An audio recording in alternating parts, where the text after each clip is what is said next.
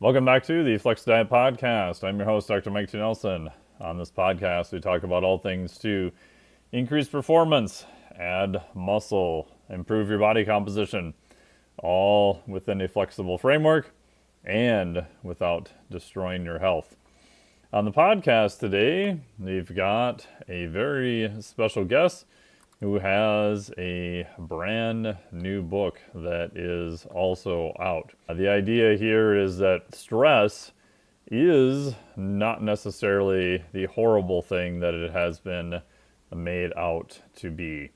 The title of the book is The Stress Paradox: Why You Need to Stress to Live Longer, Healthier, and Happier by Dr. Sharon Bergquist. And we had a really great conversation about all the different aspects of stress and why your body needs these different types of stressors in order to maximize your health and longevity. And it turns out that this overlaps really nicely with a lot of the concepts that I talk about in the physiologic flexibility certification, which is currently closed, but it'll open again in October. So on the podcast, we talk with Dr. Sharon about stress and longevity, the different cellular responses.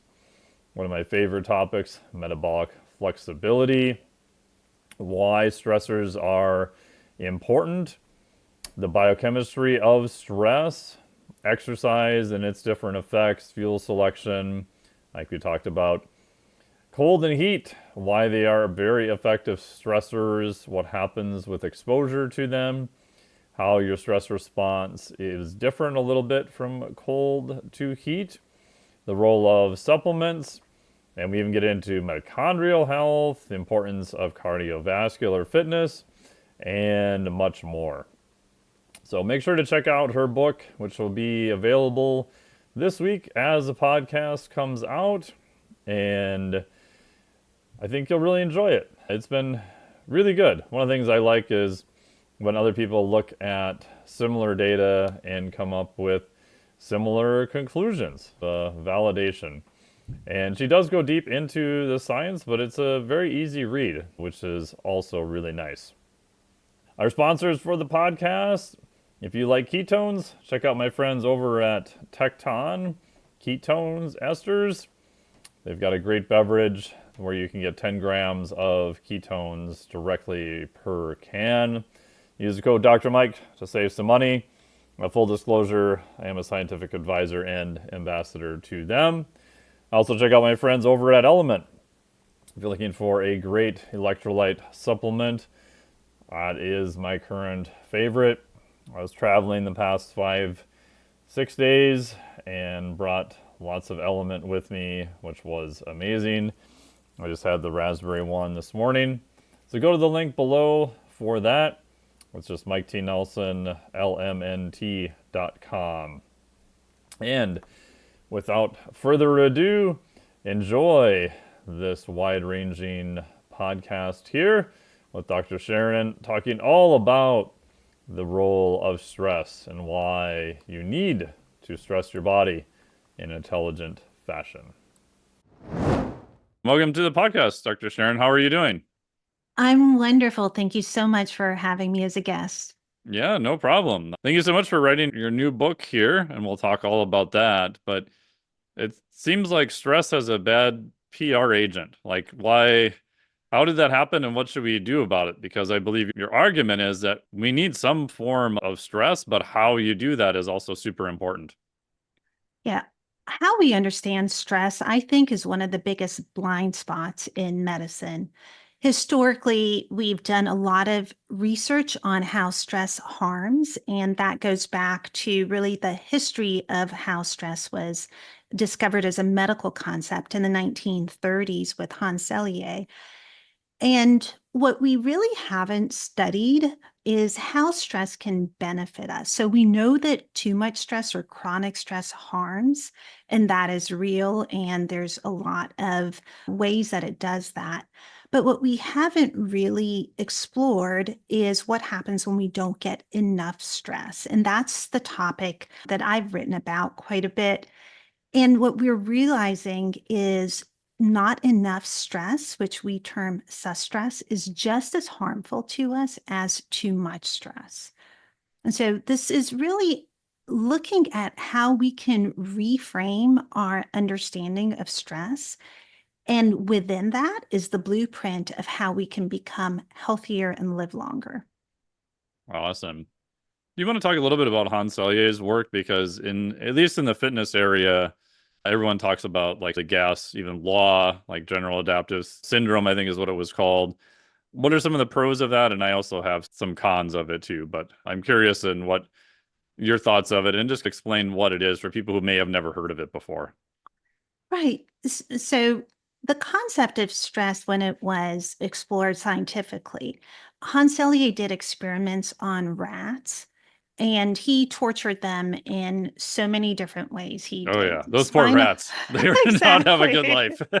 life. He did spinal surgery on them. He would find just horrible ways to torture these little creatures. And no matter how he tortured them, they responded in a very similar way where they experience stress, then they try to mount a steady state way of coping with the stress, and eventually they all died. And stress became understood as this general adaptive syndrome. And we came to fear stress as a result of it because the assumption, or he extrapolated, that we respond to every stress in that same way. So whether it is being tortured, being threatened, running from a building that's on fire, to experiences that help us grow or give us joy. So if we're preparing for our wedding day, the assumption was that the types of chemicals we release from that type of stress are the same as the fear-based stress response that we're so familiar with, the fight or flight. But 90 years of research later, we now know that the biochemistry of our stress responses are very different. We don't just have a patterned fight or flight response. And the types of stress that bring us joy are generative or altruistic, align with our meaning and purpose. Those types of stress release a biochemical profile that actually makes us more resilient. The hormones we release include dopamine, which is our reward hormone. We release endocannabinoids, which are feel-good type hormones. We reduce a whole milieu of chemicals that at the end make us a stronger, happier person. They help us bond with individuals through chemicals like oxytocin. So how we view stress impact how we use it in our lives. And I think if you look at modern research, we're seeing that we can utilize stress to our advantage. Yeah, I feel like on the same line, Celia did a lot of groundbreaking research that no one had really codified before him. But I also feel like at the same point, at least in the fitness area, maybe it's different in medicine, that we just took that viewpoint as gospel. And even now, if you ask most trainers, they could recite it, but I think they forgot exactly what you said, that a lot of it is very specific. We're still stuck at one level in this sort of general response, which, yes, as a human organism, you can only handle so much stress as an organism, but I feel like that got extended to forgetting the individual responses and the different types of stressors, and the fact that in his experiments, he didn't really do well, in my opinion, with quantifying the amount of stress. It was like, let's just stress the shit out of these poor little buggers until they die. And oh, they died again. Oh, sorry. And that is such a critical point. The types of stress that I think are helpful to us as humans are brief, episodic stress. And he tortured them in a way that created a more chronic profile. Yes. And that's the key. So our stress systems are adaptive. We've come to fear them, but they are there to help us. And that's gotten lost in how we communicate and talk about stress. Yeah. And I think you would agree that a lot of the predicament we're in with just general metabolic health is from a lack of stressors. Like, I love my little crazy phone and the fact that I hit buttons on this last night and I went and picked up Chipotle, but in theory I could have paid more money and just have it delivered to my door even in the middle of a snowstorm, and I could have potentially never even gotten off my couch. Oh, maybe to answer the door and get the food. So I feel like we're living in an environment that has made everything so much easier that we now actually have to opt to add stressors back into our life where we didn't really have to do that 100 years ago as much. That's 100% the case. I think because our culture has evolved so rapidly, we've lost sight of what our bodies need to be healthy. And we think so much of things that harm our health. We know that processed foods are harmful. We know we should avoid being sedentary. We don't talk enough about what have we removed from our life. And that's exactly what you're talking about. These little episodes of brief, intense exercise, just getting up and doing things by just removing these stressors that our ancestors live with as part of their daily lives. We are actually reducing our resilience and we're making ourselves more susceptible to the chronic diseases that we see today. Yeah, the examples I always give in the exercise phys world is I'm probably one of the rare people that actually took a whole course on aerospace physiology when I was doing my master's in engineering. And the guy who taught it was super fascinating. He had spent time working at NASA trying to figure out, he was an exercise physiologist. This is back in the 90s, trying to figure out effective countermeasures. Had spent time with the Soviets. Some of the early Soviet measurements on bone mineral density in their heel from the early cosmonauts, where they really didn't know like what the effects were, like never came back. Like the rest of their life, they were still incredibly below baseline. Because now you throw people in microgravity, like even gravity that we just experience every day on Earth is not present. And even fast forward to the International Space Station, the amount of time those astronauts have to spend doing exercise is pretty high. And that's just to stay even because they've even removed the stressor of gravity from their system. Yeah. And that's a perfect example. And if we look at what we've removed, so for 2 million years, our ancestors roamed, they lived as hunter gatherers.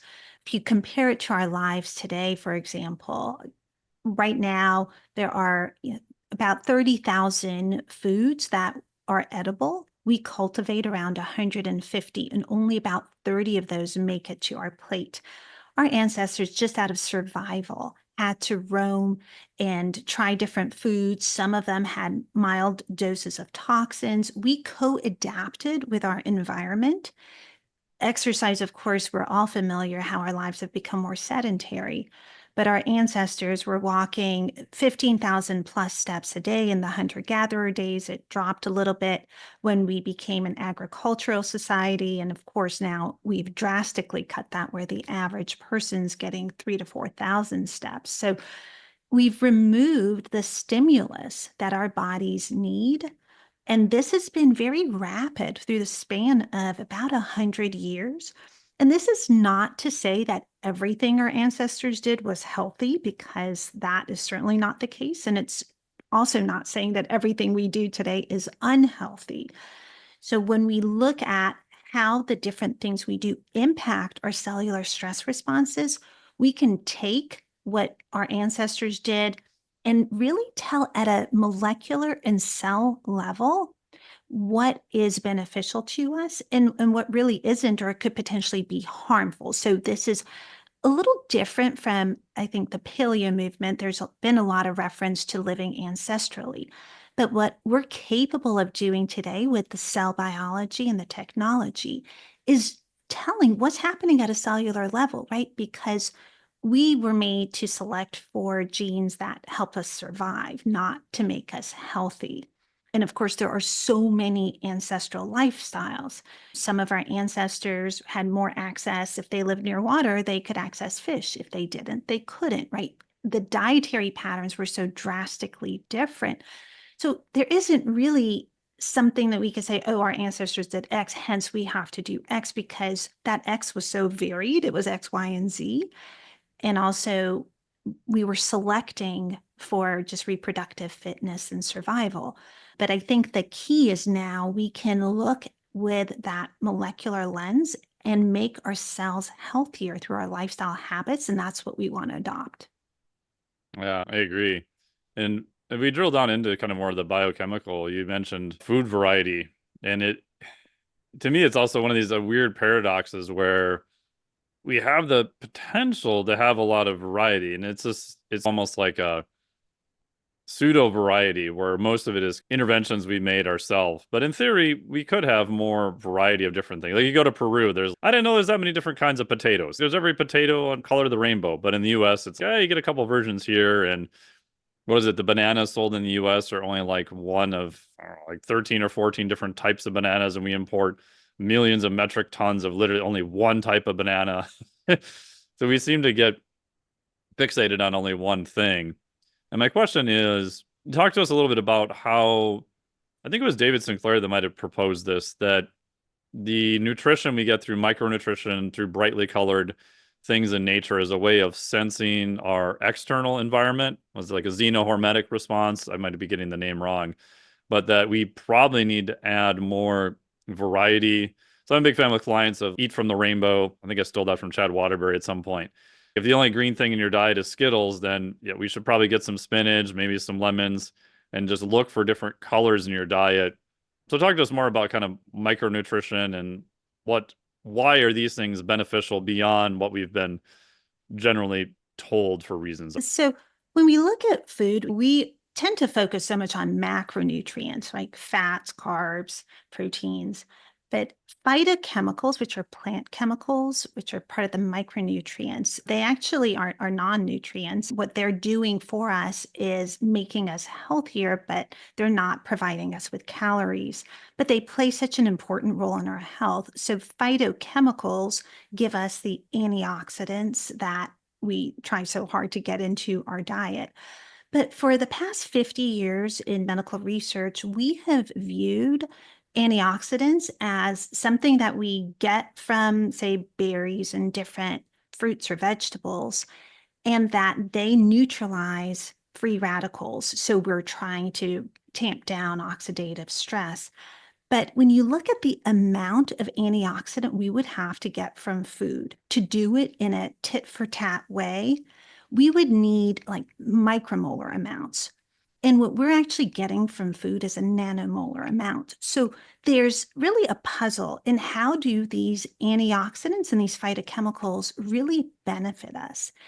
And hormesis, and you refer to xenohormesis, is this idea that when we get these nutrients, they are a form of stress to our body, like a toxin. And they are exciting. Hormesis is from the Greek word to excite.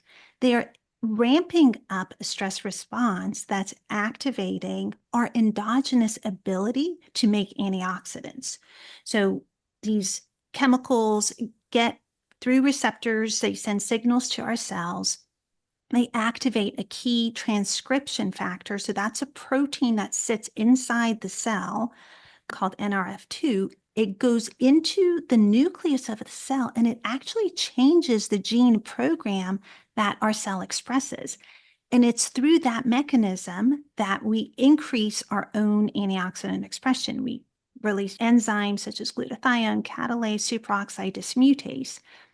And the idea here is that what we're getting from food is this relationship over billions of years of how we co-evolved with food and how these nutrients give our bodies what they need to become the strongest. And you may wonder, well, why do we get these toxins? And you mentioned the xenohormesis from foods and how did they become beneficial? So plants make these phytochemicals as a way to protect themselves, right? Plants can't flee from their predators. So what they have to do is deter any animal, insect, or even us as humans from eating them. So they make phytochemicals really as natural pesticides. So they're intended to be toxic to us, but because we co-evolved with plants and we needed to survive by having a variety of different plants, our bodies evolved to detoxify very rapidly to low dose these toxins. And only a small amount actually gets absorbed into our body from our gut, but it's just enough to activate these stress responses. And that became beneficial for a whole host of reasons because it became a signaling way where we and our plants could live in the environment and get signals of drought, of excess sun exposure, and it was mutually beneficial. So that's exactly what the phytochemicals are doing for us. And the reason we need the variety is because different phytochemicals can stimulate different stress responses. And we have stress responses that repair DNA, that repair our proteins, that ramp up the antioxidant and anti-inflammatory responses, that stimulate autophagy, that stimulate growth factors. And the more variety we get, the more we activate our innate ability to fight disease, to slow down aging, because that's what these pathways do. Yeah, I think the variety of micronutrition is very underappreciated. And I know it's something I work with clients once they're at, I'd say probably a higher level. Like we got the basics down, like protein's good, fat's good, we got the right amounts coming in, like you're able to repeat it, you're being consistent. The next level to me, I'm looking at, okay, how do we get more variety? Or I have them do sometimes what I call the grocery excursion. Go to your grocery store and just stay on the outer aisles, and I want you to pick just one new item. I don't care what it is. Maybe it's a new fruit, maybe it's a new vegetable, maybe it's some new fermented pickled ginger, whatever. I don't care. And then tell me what it is. And then your only thing you use to decide is just look at stuff and go, do I want to try this or not? And it's funny how often sometimes I have to do that myself, but people have come back and gone, oh, wow, I didn't realize I actually really like broccoli, or onions were actually pretty good. I think it's easy to fall back into just our habits, and I'm definitely guilty of this too. And the amount of variety we get tends to go away pretty fast. I completely agree. And I work in internal medicine, so a lot of time I spend is helping people eat a healthier diet. And one of the first things people do is, of course, we try and reduce the processed food to more whole food. And most people then adopt a pattern, like you just said. We're creatures of habit. So they'll tell me they start their day with a smoothie, and that smoothie invariably has some lovely fruit like strawberries and maybe spinach and soy milk.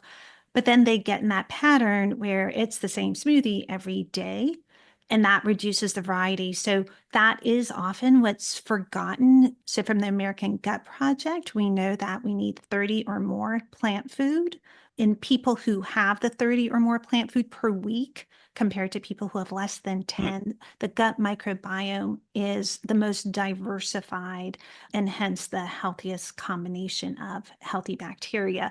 And that is such an important goal. So I can't emphasize enough that it's not just eating healthy, but the diversity of the healthy foods. And like you said, there are just so many varieties. There are 10,000 varieties of just tomatoes alone. We Yeah. don't come close to exploring, what nature offers us. What are your thoughts about some of the, I'll leave his name out of it, but he looks like he does lots of Instagram videos. I call him the naked grocery getter. But their premise is that, oh, vegetables are bad. They have these, like you mentioned, these toxins, and they do all these bad things for us, which I don't buy that. Now, I will say that you can find, I have had clients who, yeah, Brussels sprouts or high fibrous things, if their gut's not up to par, yeah, there is a time and a place where we do have to pull things out, make sure you get healthy, all that kind of stuff, etc. But I have a hard time buying for healthy individuals that we just need to, just vegetables, just get rid of them. I think you always have to look at things in a larger scale of what's the net effect? Because anytime you eat something, it stimulates so many biochemical pathways, and you can't just zero in on one because our bodies are so complex and things can have so many effects. So, with toxins, yes, certainly foods can have pesticide residues and there can be harmful toxins. But as we just talked about, there's so many beneficial toxins because our bodies have co evolved with our environment and we actually need some of those. And the term chemical in food is also one that I think gets misused Oh, or, yeah. or overused, right? So, You're eating all those chemicals. I'm like, well, what am I eating? well, even all these phytochemicals we're talking about, they are chemicals or plant Yeah. chemicals, right? So you can't simply say, don't eat anything you can't pronounce because I'm going to pronounce some of these phytochemicals for you. So resveratrol, I think most people can say, but ferulic acid, for example, genistein, you can go down the list like EGCG. There's so many that are hard to pronounce, but these are good chemicals. Like even a blueberry has a lot of beneficial chemicals that we can't pronounce. So I think we need to zoom out and say, look, we have at this point thousands of studies on vegetables as well as fruits. These are done on conventional crops. They're not even organic because in these population-based studies, it's not really realistic to just look at organic foods.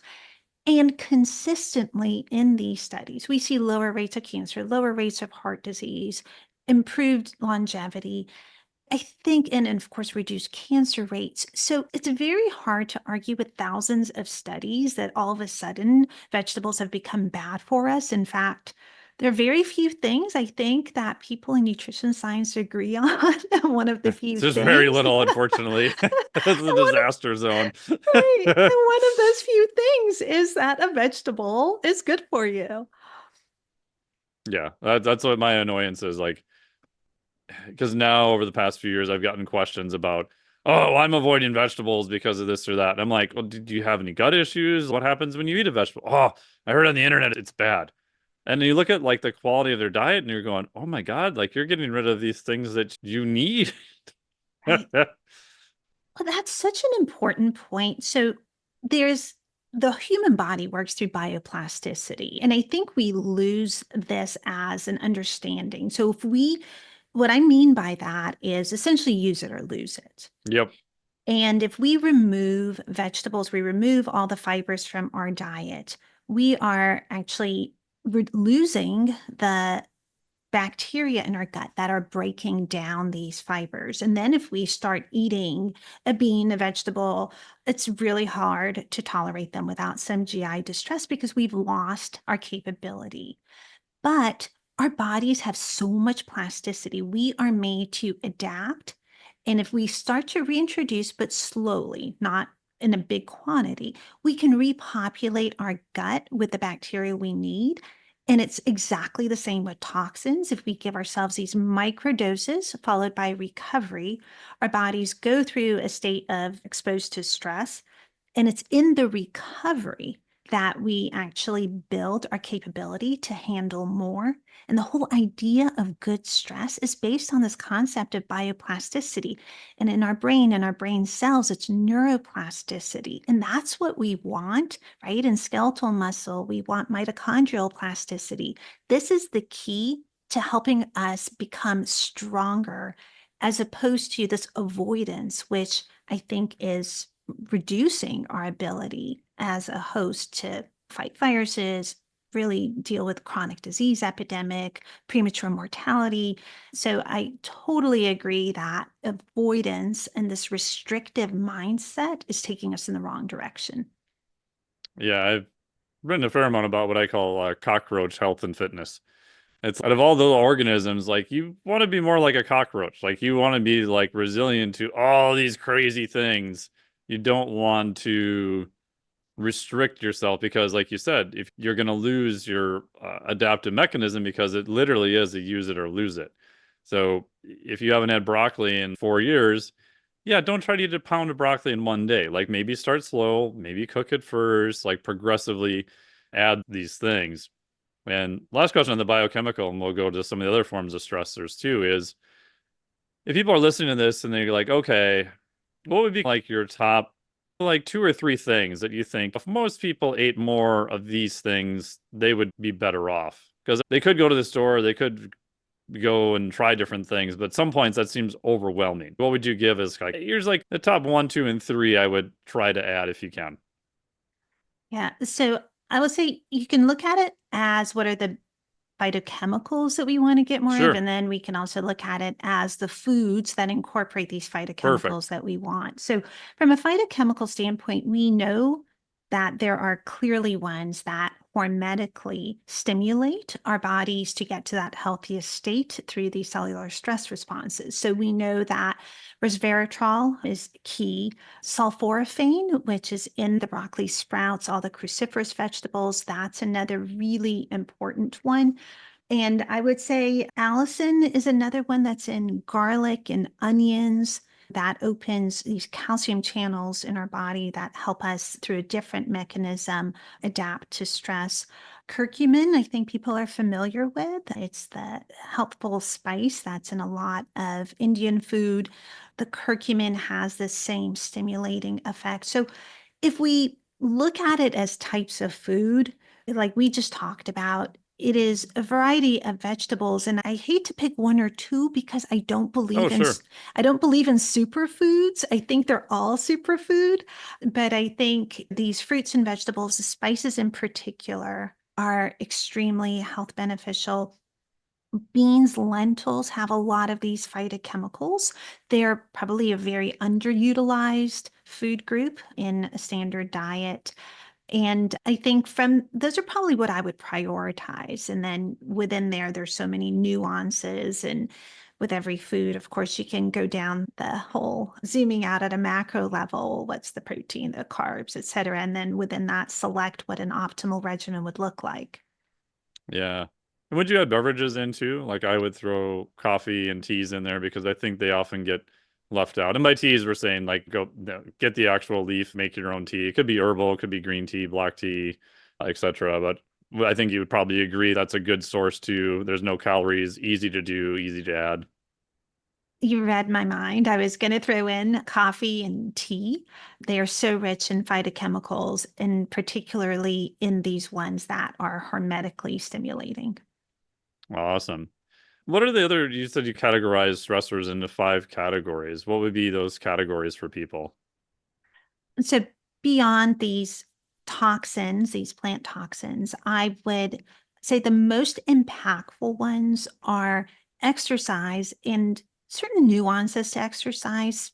There is really a unique benefit to vigorous exercise or higher intensity compared to moderate intensity as it works through the lens of stress in our body. Eating and the timing of our meals. So getting into circadian alignment and then keeping our food window to the point where there's a slight stress on our body.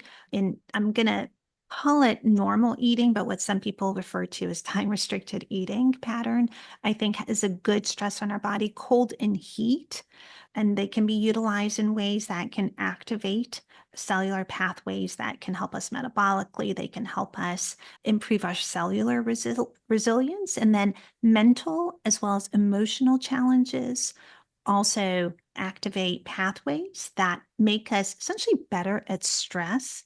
And they release a lot of chemicals, hormones in our body, brain-derived neurotrophic factor, regulate our stress responses. So they're all brief, intermittent, and the key here is they have to be followed by strategic recovery. I think that gets lost in this conversation around stress. So it's not just get good stress versus chronic stress, but you want to be strategic about giving your body time to recover because it's during the stress that the cells in our bodies become stress resistance mode, where we conserve energy, we improve the efficiency of the cell, we discard parts of cells that are either old or damaged, we change how we process energy in ways that become more efficient. But it's in recovery that we remodel and reconfigure our cells as well as our organs and our entire body. And that process can happen days to weeks after the exposure to the stress. So it's so important to give yourself that time for recovery. If not, you're just stacking stress and stacking stress, and you can create deleterious stress even out of these beneficial stressors. So you're saying I shouldn't do 37 degrees Fahrenheit in my cold tub for 20 minutes to start? That's exactly it. But The I can't goal, make a cool Instagram photo. I can't put the video of me shivering afterwards looking like I'm gonna die. that's not the goal. You really I know, want, I'm yeah, kidding like because 30 I seconds, agree with you. And uh, the goal, that's not how our body works. If a little something is good, more is not better. Yeah, and I think I've been a big fan of cold for a while. I converted a freezer to cold water immersion like right before COVID, luckily. So I got to do it every day almost for a year and a half. And it was super interesting. I'm biased. I have a whole course that talks about these different stressors too. But the biggest thing I realized was I knew this, but I thought, oh, I'll run the experiment anyway. So I purposely got in there, got to the point I was shivering, was miserable, could not warm up for 3 to 4 hours afterwards. Again, I do not recommend this. Don't do this alone. All the caveats apply. And I did it for a while in my heart rate variability, like my stress scores. It was a big stressor. But if I started at 50 degrees and just did the first time I did it was just 30 seconds. And just progressively over a year and a half, got down to 42 degrees for 5 minutes pretty easily. But I think there's this, like you said, this rush to be like, oh, I got to do the hardest thing ever. I got to do the hardest intervals ever. And just working with clients, like I've just seen it all the time where the dose response curve is a hard thing for people to think because, like you mentioned, they always think more is better.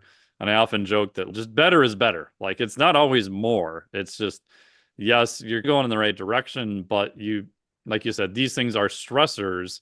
And just like too much exercise can have negative effects too. So with temperature, like where would you have people start with that? If somebody says, hey, I'm bought in, I've got the cold water immersion, I've got the sauna, what do I do? Yeah, ready to go. Ready to Um, go. ready to go. So this point that you bring up of what's the right dose, really, what's the right temperature, I think it's so important to appreciate that there's so much individual variability. Oh, it's huge from what I've seen. Absolutely. And you want to get to the point where you are past your comfort zone. So there's a little bit of discomfort, but not to the point where it's dangerous.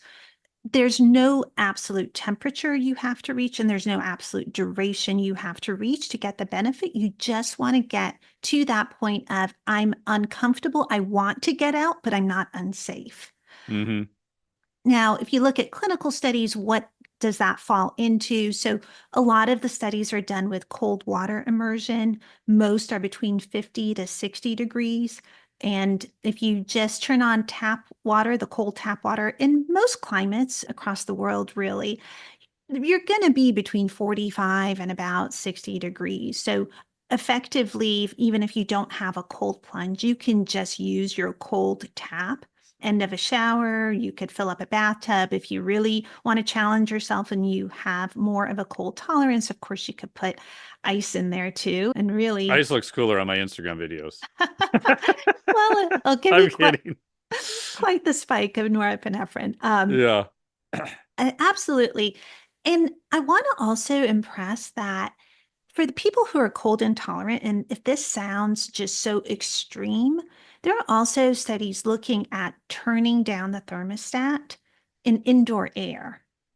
If you look at studies where they've done that, indoor air temperatures around 57, 60 degrees in that range, wearing shorts, t-shirt, after 10 days of just doing that, there's about a 37% increase in brown adipose tissue volume, which is incredibly impressive. So, for people who aren't familiar with brown adipose tissue, we have different types of fat cells. The type that we have the most, of course, is white fat that sits around our belly, creates the visceral fat that's harmful. That is our storage form of fat. Brown fat burns energy. So it's a very different type of fat that's beneficial. And the brown fat is really like our internal space heater. And it's using free fatty acids, it's using glucose to keep us warm. So the more brown fat we have, it can raise our metabolism. But the problem is, as adults, we have so little, if any, brown fat. And metabolically, it probably doesn't make a huge difference from a caloric expenditure standpoint. But if we can increase the volume of our brown fat, that holds much more potential to help us metabolically. What are your thoughts about my own pet theory? And there is some data to support this, although I'd say it's limited, is that brown fat in adults, I think, is much more hyperplastic than what we realize, right? Because you can find scans of people that have almost none. Like the study you mentioned, you can put them in cold air temperature for even, I think the study was 14 days. You can do a couple cold water immersions, like not a lot, and you can actually see brown fat show up again. And what I've also noticed, like having not done cold water immersion for a while, and maybe it's just my perception, maybe it's my nervous system, but it feels like those adaptations go away incredibly fast. If I did the experiment when I was doing the COVID stuff, I stopped doing it on purpose for just 2 weeks. I think actually when I started to travel again, and I came back and I felt, oh my God, this almost feels like I've never done it again. Like I did not expect it to feel like it disappeared. Again, who knows what's actually going on? But what are your thoughts on that? Yeah. So I would view all of this again back to bioplasticity. If you were working out a lot, but then you were sedentary or bedridden for a couple of weeks, and then you went back to the gym, you would have a huge drop in your ability to work Yeah, out. especially with bed rest. Yeah. Absolutely. And it's somewhat similar if you go into just thermoregulated environments. We're always around air conditioning, around heating, and you remove that kind of workout, if you will, of the cold exposure, you're going to end up being far less tolerant to it and will have to work your way up. So the bioplasticity happens incredibly quickly on both sides of the equation, right? We can ramp up super quickly. One exposure to cold for people who do have brown adipose tissue is enough to activate it. And similarly, on the downside, we can lose that activation, possibly even lose our brown fat cells from a lack of exposure. So completely agree. And there's so much variability, like you said, in how much brown adipose tissue people have. We know that people who have lower BMI tend to have more brown fat. We know that people who have less cardiometabolic disease, like diabetes, heart disease, obesity, tend to have less brown fat, but we don't know if it's causal. Like, what's the chicken? What's the egg? I think that's really a future area for research. Yeah, my thought is I think we're going to find in the future, at least with cold water or cold temperatures, that there's way more of a metabolic effect than what we realize. I've done some experiments and I've had a couple people replicate this too, where just 2 or 3 minutes of cold water, my glucose will be like low 90s, high 80s. It'll drop into the 50s or 60s. And the weird part is, I don't feel hypoglycemic. I feel fine. I don't know if it was a blood flow issue, so I've tried to leave my hands out. So I don't know. But I've had enough people replicate that where, I don't know. There's something I think that because it is such an intense stressor, I do think there is more metabolic benefits to it that we just don't understand yet. And I don't know what your thoughts are on that. Yeah, so I think there are really a couple parts to this, which is just fascinating. The first is that the stress response that we evoke from cold exposure, again, it's not the fight or flight that Cellier Yeah, described. It's being initiated by our peripheral nervous system, right? It's the cold receptors on our skin surface, and that is directly activating the sympathetic nervous system.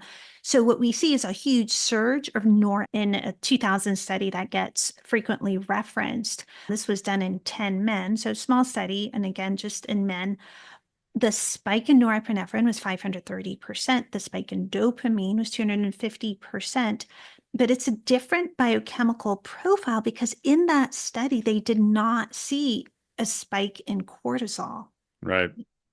If anything, after several weeks, they saw lower cortisol levels in people who were doing the cold exposures. They didn't see a spike in epinephrine, right? Just the norepinephrine.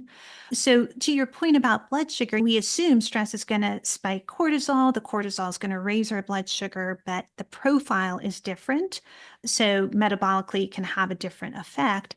The other part to it is when we're exposed to cold, most of the energy expenditure is actually happening from muscles shivering, right? It's shivering, thermogenesis being how our bodies heat us up with exposure to cold. There's shivering, as it sounds when muscles shiver, and non-shivering thermogenesis, which is what we're talking about with the brown fat activation increasing our metabolic activity. But most of the caloric expenditure is from shivering thermogenesis for the simple reason that we have so much more muscle mass than we do brown adipose tissue, that even though brown adipose tissue is a little bit more metabolically active, we far more compensate for the lower activity with the skeletal muscle for the energy expenditure. And that's why, from a metabolic standpoint, some of the studies that are doing the lower intensity cold exposure, like just cold air, but for a longer duration, if they get a person to a point of shiver, which again, it's still pretty miserable. All It's this is horrible. Those studies were done for hours of locking people basically in a freaking exactly. freezer. Exactly. Like I would personally rather go work out than be like Oh shivering yeah. for an hour, Oh yeah. but they nonetheless stimulate a good amount of energy expenditure from that shivering thermogenesis. So I think you can definitely use it for metabolic health, but it's not easy. Yeah, that's what I've often joked too, because initially, you probably agree with this, like everyone's, oh, cold water immersion, like for fat loss, it's gonna be amazing. And at first I was, well, maybe because you got any heat temperature, okay. And then I looked at the research and I probably similar to you, like I tried to find any piece of research I could find on cold water immersion, talked to researchers who did a lot of environmental studies for the military, like back freaking decades ago. And it basically would say that the only thing I could find is exactly what you said, multiple hours in a cold room and to the point where you are shivering for a long period of time, in theory, could result in some fat loss. Outside of that, I could not find any data to show like any appreciable amount would be realistic for anyone to really do. Yeah, with any of these interventions, you have to ask yourself, what is your goal? Yeah. Right? So if you want more of a cognitive or a mood benefit, then I think these are really good exposures Oh, to all these definitely. modalities, right? Because you get the focus, the energy from the norepinephrine, the dopamine improves the reward. You also release endorphins, you name it, the profile of the chemicals that help you cognitively and from a mood standpoint are incredibly effective.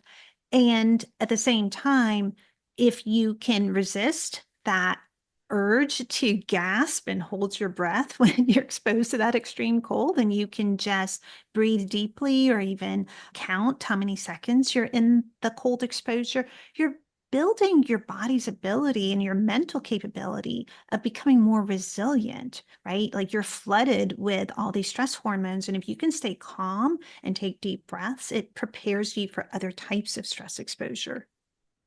Yeah, and that was like in my own little experiment, that was like the biggest thing that kind of surprised me. The two things that surprised me were one, I thought I would potentially see more physiologic responses, and it didn't really.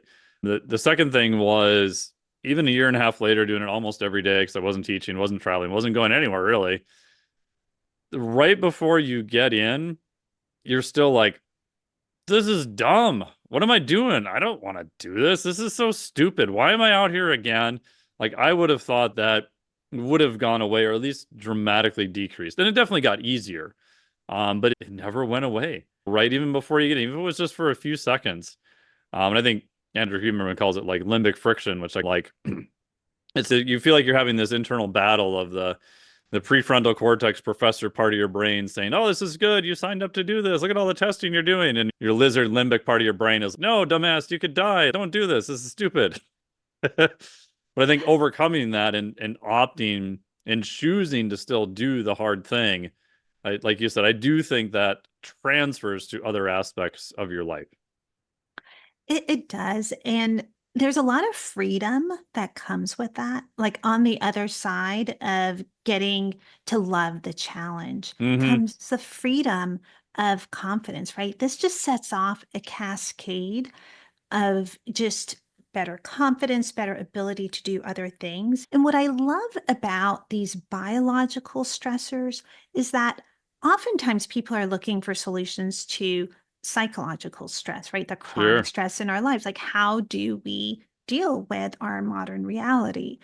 And so much of the conventional wisdom is to try and reduce the stress, to draw boundaries, to learn to say no, maybe even reframe the stress. But you can use cross adaptation, and that's what we're talking about, which is Mm. essentially, Just said my two favorite words from the literature. So ah, continue.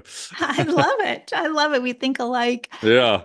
But that we can improve our mental resilience by exposure to physical stressors and vice versa.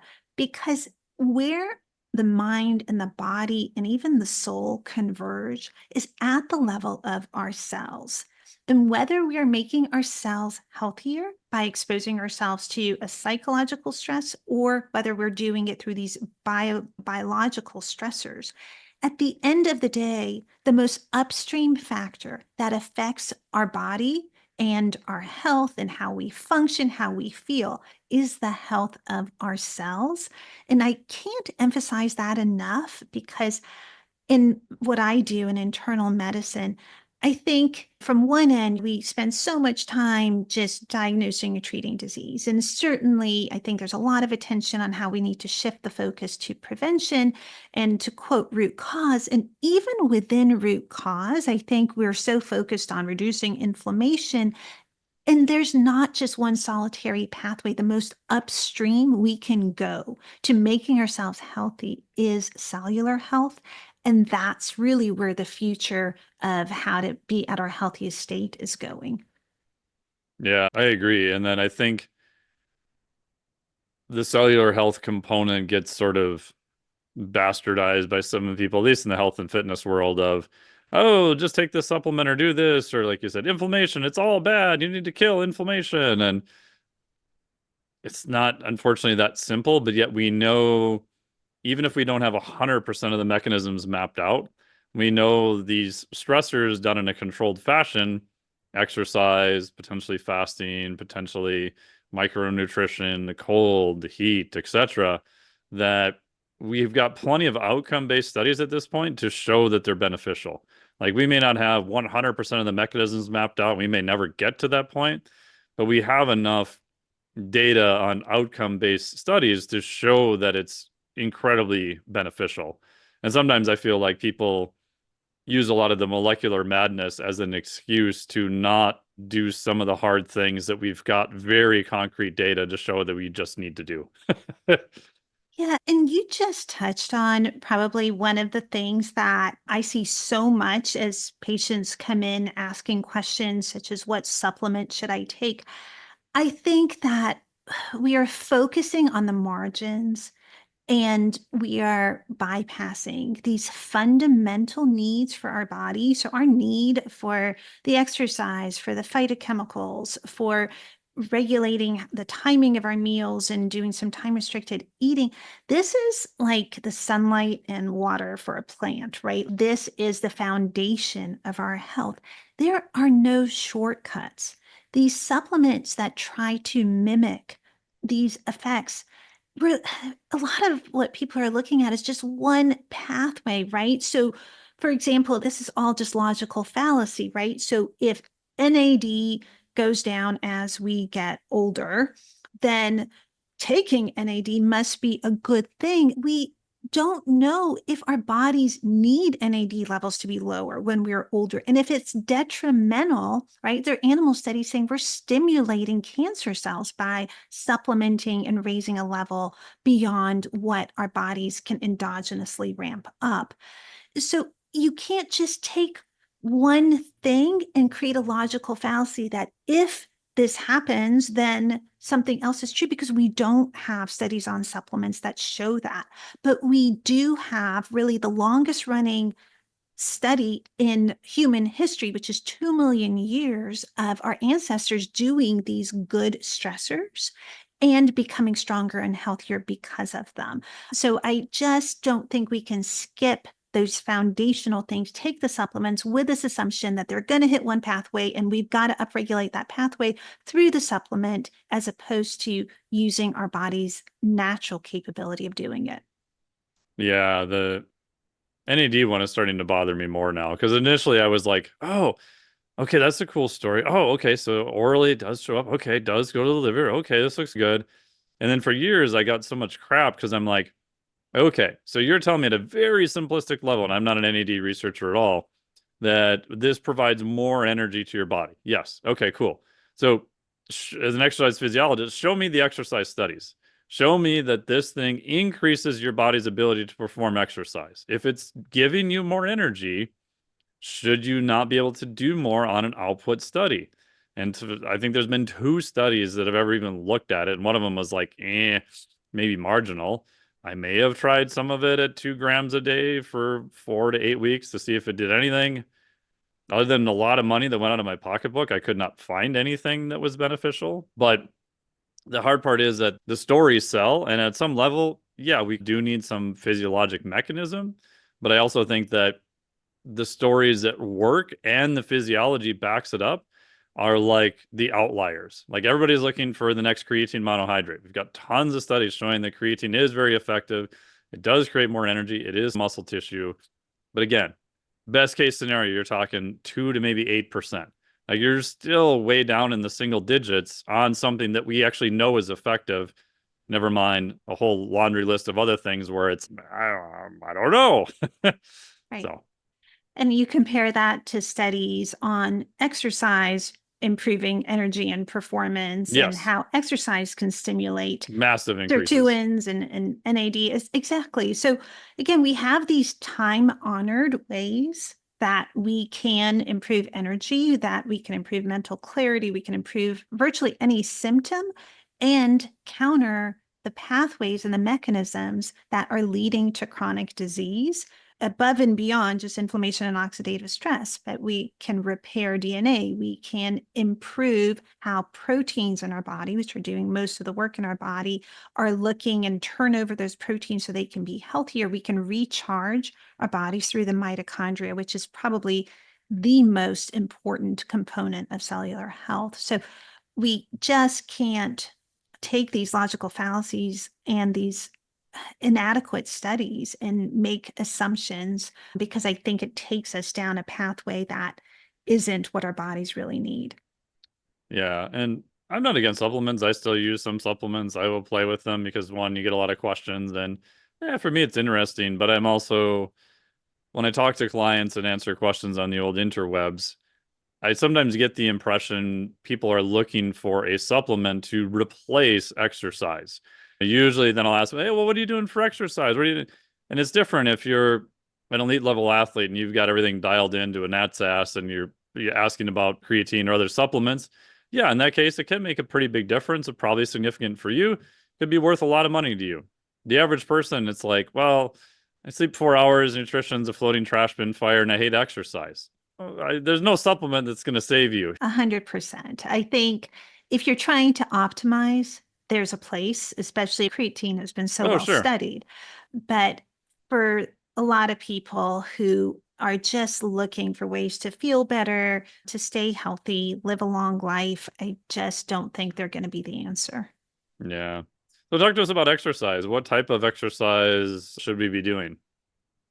Yeah. So Exercise, I think, of course, is such a broad bucket, and there are many types we should be doing. And you can look at it again. What are your goals? What are you trying to accomplish? So I think the foundational pillars is where we need some level of strength resistance, we need some aerobic exercise, some balance, and then some non-exercise activity thermogenesis. I think that gets forgotten. That's the calories that we burn when we aren't purposefully doing some type of movement. So whether it's how much we fidget, whether we're standing when we take a phone call, whether we're pacing during a phone call as opposed to sitting, those things actually affect caloric expenditure more than an hour of dedicated exercise. So I think when you look at physical activity guidelines, there are really three things that these physical activity guidelines are overlooking. So physical activity guidelines are essentially 150 minutes of moderate intensity or 75 minutes of vigorous, plus 2 days of strength resistance. And of course, we know that about maybe a quarter of Americans are meeting those guidelines. So already that's a pretty high bar. But the misses with those activity guidelines are they don't make any allotment for this non-exercise activity thermogenesis. That's what your Apple Watch is trying to get you to do, to get up and move on the hour at least 250 steps to get this kind of basal amount of, well, it's not really your basal metabolic rate, but just your Base level of movement to base. be a human. Exactly. That's exactly what I'm. So I think it gets bucketed and appropriately as just increase your steps. So at least the 8,000, which shows a decrease in mortality if we can just get to that threshold. But more importantly, the physical activity guidelines aren't talking about the importance of cardiorespiratory fitness, right? Or aerobic capacity. That is such an important component of our longevity. And a lot of times when I think of an exercise routine, I think this is such a huge component for just disease prevention. When you look at the hazard ratio, which is the risk of mortality or premature death, when people have very poor cardiorespiratory fitness compared to the most elite, the hazard ratio is 5, which is just stunning, right? Explain how like mind-bendingly massive a hazard ratio of 5 is. To put it in context. So, yeah, I love this question because we all know exercise is good for us, but we don't appreciate the magnitude of how life-changing this is. So, if you look at large studies looking at how so many of the things we know shorten lifespan impact our risk of dying prematurely. For example, if you take tobacco use, the hazard ratio is 1.4. You are 40% more likely to die prematurely if you smoke. If you take chronic diseases, diabetes, hypertension, dyslipidemia, chronic kidney disease, they cluster 1.3 to 1.5 as a hazard ratio in terms of likelihood of mortality. You put in the mix poor cardiorespiratory fitness, as we're talking about, the lowest quintile compared to the elite, the 2.3% in the top. 5 as a hazard ratio. There is no single component or variable that you can measure that can impact or predict premature mortality to a greater degree than your cardiorespiratory fitness.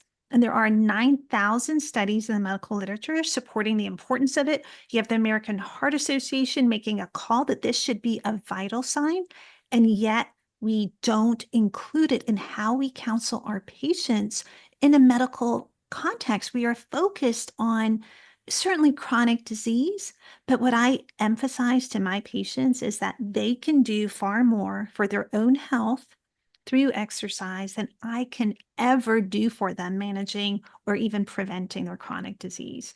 So yes, it's the magnitude that is critical, and cardiorespiratory fitness requires a little bit of that modification from the physical activity guidelines to get to a higher aerobic capacity. And that's really where the good stress comes in, of the importance of intensity. Yeah, just to iterate that, I often tell clients like if you went from the lowest quartile, like you said, to elite level. And I would argue most people could get relatively close to the elite levels that they used in that study. They may not get exact, but they could easily get 80, 90% of that benefit with training. It does take time, it does take effort, all that stuff. It's not something that is completely unattainable for everyone. And if you were up at that level, you could literally do almost everything wrong. You could start smoking cigarettes, you could be drinking, you could literally do all these things that we 100% know are detrimental to your health. You would still probably come out on the positive side. I'm not recommending that, but I'm just saying, as exactly what you said, as a comparative thing, it literally is that much above a lot of the other things that we know are massive risk factors. There's so many studies looking at people who exercise but have chronic disease, looking at premature mortality compared to people who are, quote, healthy but Yep. sedentary. And you're absolutely right. The exercisers, even with chronic disease, live longer. So that is such a critical piece of our physiology. We have most of our genes are driven to some degree by exercise because our metabolic health and our incoming energy and how we utilize energy has been the crux of our survival. So it is such a key component of how to optimize our bodies. Couldn't agree more. I will also add that there are recent studies, like Inigo San Milan has done these Mm-hmm. studies looking at healthy people, no medical condition, but sedentary, Yep. showing that at a mitochondrial level, there's already mitochondrial dysfunction. So when you look at clinical studies looking at poor metabolic health in America, which is now estimated to be at 93% of Americans not having good metabolic health. That is based on clinical factors. And if you add on top of that, healthy people who are sedentary that aren't being captured in that 93%, it is staggering how commonplace it is and how important it is for us to improve our mitochondrial health. And exercise is the most powerful way for us to do that. Yeah, I 100% agree. And the interesting part too about the history of exercise physiology, which I won't give a whole history lecture on it, it's basically all founded on cardiovascular fitness. It isn't been until the last couple decades we've even looked at weight training, looked at the impact of muscle, all these other things. The pro of that is we have a ton of data that's been accumulated over decades upon decades. We actually have replication of a lot of the critical studies. So it's not like this is based on just one or two studies. This is literally reams upon reams of data that it's based on. 100%. And I think the other thing that is coming out from the data is the unique benefit of the high intensity, Yeah, I right? was going to So ask you, what should people do for actual exercise? So let's say we've convinced everyone, cool, I'm on the aerobic exercise bandwagon. What do I do? yeah. So I think it depends where you're starting, right? So if you are deconditioned and just starting, you do want to start with some moderate intensity exercise, generally exercise that if you rated your exertion on a scale of exertion from 1 to 10, somewhere around like a 5 to 6, where you can have a conversation, but with breathy sentences. Like it's not easy to have that conversation, but you can actually communicate more than just a few words. So in that range, you want to do that first to build your mitochondrial base. You want to increase the volume of your mitochondria. And you want to, of course, get yourself at a level of fitness. And that probably takes several months, like even up to 6 months, to get a really good base. And then you want to add some intensity. So something like a high intensity interval training, doing that at least once a week, maybe twice. Certainly not for all of your workouts because your body does need recovery.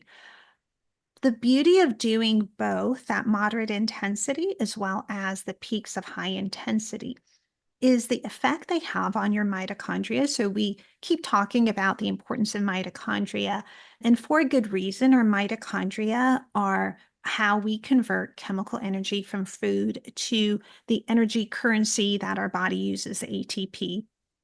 And mitochondria, of course, we now know do far more than that. They are the communication hub in our body. Our mitochondria communicate to our gut microbiome. They communicate with our circadian biology, with our immune system. So when we have mitochondrial dysfunction, not only does our energy falter, where we can't do the basic tasks that our cells do to repair and renew themselves, recharge, clean themselves out, which can increase our risk of disease, but we feel crummy, right? Our energy is low. We poop out. And the importance of the exercise piece is that mitochondria are very plastic. So when we're doing moderate intensity, we can improve the volume. But when we get to those peak intensities, we can stimulate mitophagy, which is a form of autophagy or cellular cleaning in our mitochondria that can make them more efficient. So you're discarding the ones that aren't as efficient through the process of fission and then fusion. You are essentially selecting for mitochondria that are healthy. So Like recycling. exactly. And that's, yeah. So This I part's think broken, get rid of it. Hey, this part's still good. We'll use it. It's okay. absolutely. So mitohormesis, a special type of hormesis that happens in our mitochondria, involves mitochondrial biogenesis, which is making new cells. So if you look at energy in your body, like renewable energy, the more we exercise, we are improving the energy that we're making by mitochondrial biogenesis of creating more mitochondria. When we get to those intensities, we're also stimulating mitophagy. So we're producing clean energy, essentially, right? We're making the mitochondria that are releasing all these free radicals and aren't working efficiently in our body out, and we're recycling them. And so our mitochondria are more efficient. So for people who have a visual of mitochondria from high school biology as one mitochondria per cell, which is how my biology Yeah. textbook was, we now know that you can have anywhere from 1 to 1,000 mitochondria in a cell. So the amount of plasticity in our mitochondria is huge. And if we aren't investing in making our mitochondria healthy, it's like everyone's focused on what should I eat to get more energy. Well, if you're running on a clunker of an engine and your cellular engines aren't working right, I don't care if you're giving your engine the highest octane food and caviar or whatever you want to give that's incredibly good food. You don't have the ability to utilize it optimally for your energy. So we've got to make our mitochondria healthy. And the intensity of exercise is a key part of that mitophagy and that mitohormesis. And there are actually probably 5 unique benefits. That's one of them. And we touched on cardiorespiratory fitness, even for the same level of work. You get more of cardiorespiratory fitness doing some vigorous intensity exercise, and about 40% of people are non-responders to moderate intensity exercise for cardiorespiratory fitness. So that's a really important piece. And another huge one that's gotten a fair amount of good research attention is the importance of lactate. Yeah, George Brooks. Yeah. Oh, yes, absolutely. George Brooks has really changed how we understand lactate. But one of the key things from a health standpoint is when we get to those vigorous intensities where our body is using the anaerobic glycolytic pathway to create the lactate above the level that our mitochondria can clear them out. And we have that lactate in our system as a brief stress. That lactate is a signaling molecule. Signaling molecules are essentially talking to the rest of our body. And it is signaling, for example, GLUT4 transporters, the transporters that help you absorb sugar into cells through a non-insulin dependent pathway. You are getting about a 48-hour activation of those GLUT4 transporters just from lactate signaling the muscle cell. Lactate signals the PGC1 alpha pathway that improves the mitochondrial biogenesis. It is such an important signaling molecule as well as fuel source. And very recently, the understanding that we can do lactylation, actually modify our genes through lactate. It's so profound to me.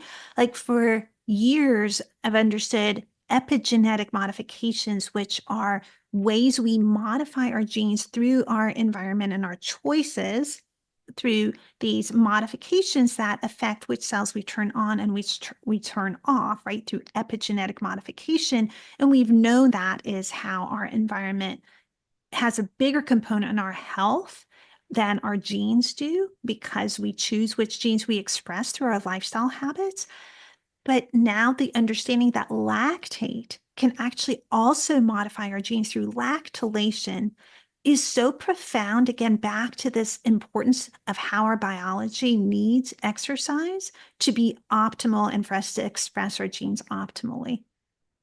Yeah, that stuff with lactate and it's just mind blowing. Like I had this little theory I called the 4S model for all substrates, and one of them was signaling.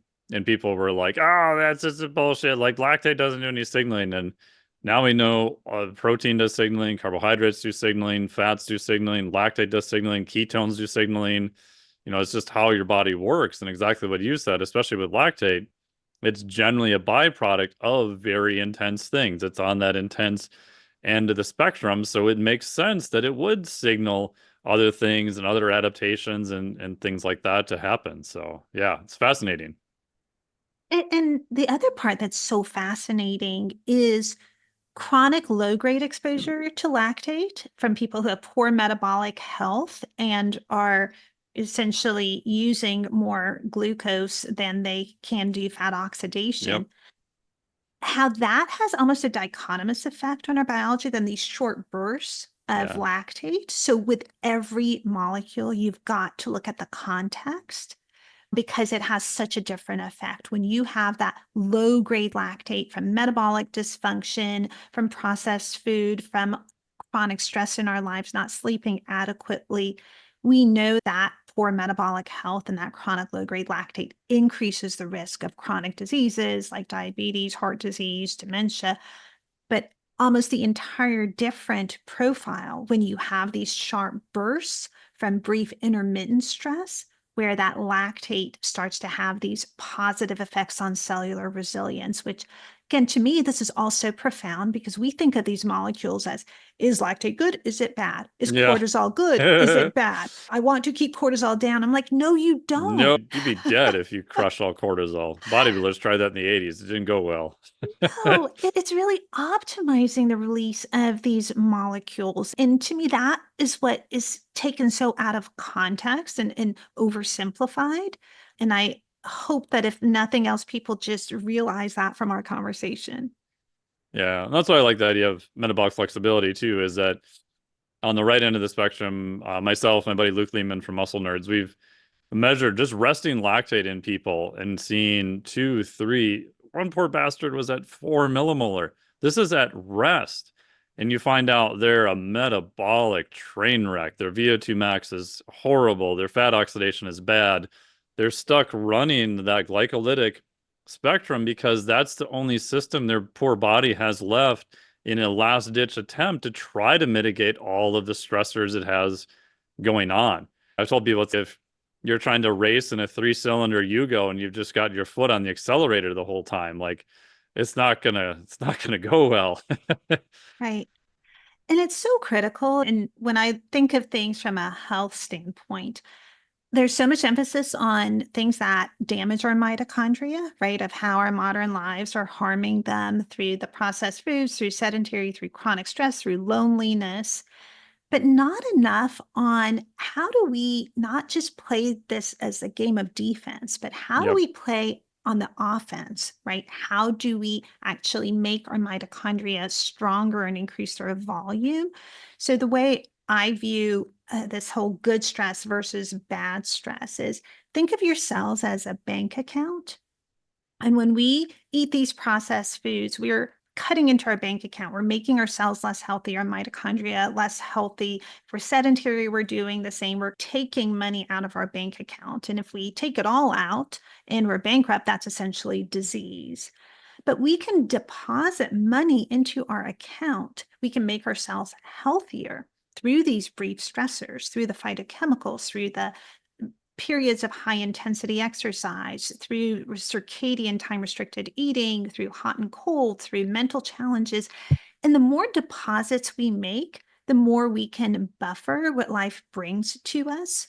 And I think one of the most important concepts for health is to think of it as we need to build resilience, right? We need to build our capacity to handle what comes our way, be it we fall so that we don't break a hip, so that if we get suddenly ill, that we don't end up in a hospital, right? We need to build this resilience, and we need to make deposits into our cellular bank account and play this game on the offensive and not just defense. I think that is so important. This is all part of kind of making our country healthy again, right? Mm-hmm. It's this focus on prevention, but not just how to avoid disease, but how to actually move yourself on the spectrum of health to this healthier state where you're more resilient. Yeah, I preaching to the choir. I 100% agree. So where can people tell us more about the book? Where can they get it? When is it out? I'm looking forward to, I'm gonna get a copy and read all of it. I just looked at just different highlights of it and I'm like, oh, we're like talking about the same thing. This is awesome. Yeah, I love this conversation with you because I think that there are certainly benefits of all these stressors for performance and exercise performance. And my lens is, after 25 years of I'm still in practice, but I see patients and I see how people at a cellular level are not healthy and how important it is for us to really use these modalities to improve our health. And of course, from there, in a healthy population, improved performance. So I think it's super important. So the book is coming out March 25th. I'm incredibly excited about it. You can find more about me and the book on my website, drsharonbergquist.com. I'm on most social media channels. I'm on Instagram as The Good Stress Doctor, on X as The Good Stress Doctor, similar with LinkedIn, although I do use my professional name as Dr. Sharon Bergquist there.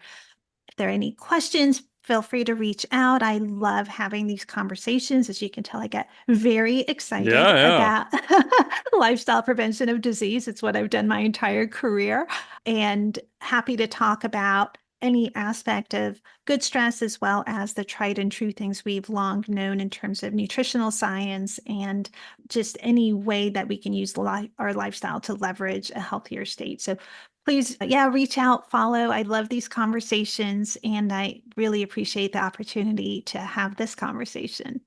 Yeah, thank you. And my last little point is all the principles are the same, right? Whether you have very low capacity and have multiple diseases and pain and everything else versus an elite level athlete, you're still both human organisms. You still are operating by the exact same principles. How you scale it and what that looks like in practice is obviously going to be different, but the principles don't change. Like those same, all the concepts, all the stuff we talked about applies to both populations. So even though they look very different, those concepts apply all the way across the board, which is what's fascinating. Right. And it just goes back to our longevity genes, right? We have inherited genes from our ancestors now, again, for millennia. And these are conserved, meaning evolution thinks that these are really important Yeah, must genes, survive. right? And whether you're healthy, you're sick, male, female, we're activating these adversity genes, and that is how we can get ourselves to the healthiest state. So, completely the case, I think we try and create these nuances of how to optimize nutrition, et cetera, which is important in a healthy population. But at the end of the day, we all have mitochondria. We all have these pathways of energy metabolism. And you're absolutely right. This just applies across the board. Awesome. So tell us the name of the title of the book again. You said March 25th, and you get it on Amazon, or where should they go? Yeah, so it's called The Stress Paradox: Why You Need Stress to Be Healthier, Happier, and Live Longer. And it is available on Amazon, Barnes and Noble, Target, at all the major retailers. If you just go to my website, it has a link to pre-order, which I would greatly Yeah, we'll appreciate. definitely put the link in for sure. Absolutely. Yeah, so thank you so much. Yeah, thank you so much. I really appreciate it. I would highly encourage everyone to check it out. And yeah, I love the conversation. And thank you so much for all your time. Really appreciate it. My pleasure. Thank you. Thank you. Thank you so much for listening to the podcast. Really appreciate it. Huge thanks to Dr. Sharon Bergquist for being on the podcast. Please make sure to check out her book. We will put links to where you can find it below.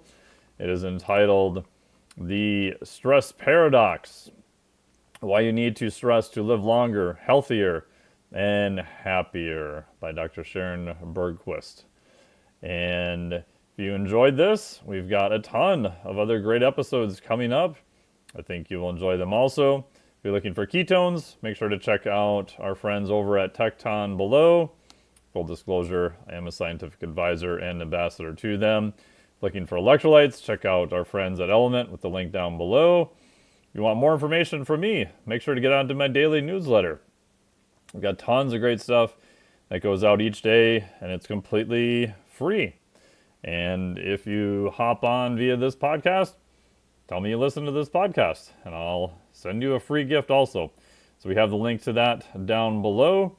Thank you so much for listening. I really appreciate it. Again, big thanks to Dr. Sharon Bergquist for sharing all of her wonderful information. If you could do us a favor by hitting the old like button, the download, subscribe, kicking it over to a friend who you think may need to listen to this podcast. Really appreciate it, because that helps us to get more plays and distribution and all that good stuff with the old algorithms. Thank you so much. We'll talk to all of you next week. You are my sunshine, my only sunshine. Why, you old fool! What? I'm not your son, and my name's not Shine. He calls me an old fool. This podcast is for informational purposes only. The podcast is not intended as a substitute for professional medical advice, diagnosis, or treatment. You should not use the information on the podcast for diagnosing or treating a health problem or disease, or prescribing any medication or other treatment. Always seek the advice of your physician or other qualified health provider before taking any medication or nutritional supplement, and with any questions you may have regarding a medical condition. Never disregard professional medical advice or delay in seeking it because of something you have heard on this or any other podcast. Reliance on the podcast is solely at your own risk. Information provided on the podcast does not create a doctor-patient relationship between you and any of the health professionals affiliated with our podcast. Information and statements regarding dietary supplements are not intended to diagnose, treat, cure, or prevent any disease. Opinions of guests are their own, and this podcast does not endorse or accept responsibility for statements made by guests. This podcast does not make any representations or warranties about guest qualifications or credibility. Individuals on this podcast may have a direct or indirect financial interest in products or services referred to therein. If you think you have a medical problem, consult a licensed physician.